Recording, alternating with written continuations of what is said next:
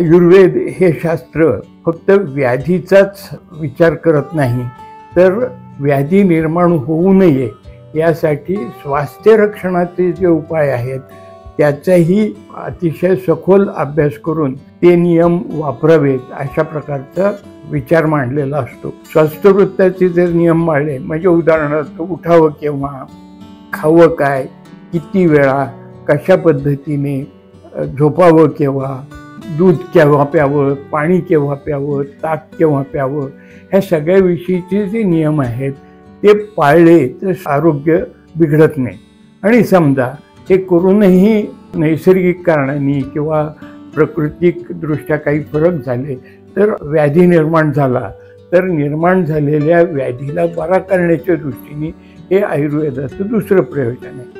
आता हा व्याधी कशामुळे निर्माण झातो त्याला हेतू म्हणतात. हा हेतू बदलणे म्हणजे निम्मी व्याधी चिकित्सा होते. त्या हेतूमुळे जे परिणाम झालेले आहेत ते दुरुस्त करणे याला शमन चिकित्सा असं म्हणतात. आणि पुन्हा होऊच नये यासाठी जे उपाय केले जातात त्याला अपुनर्भव चिकित्सा म्हणतात.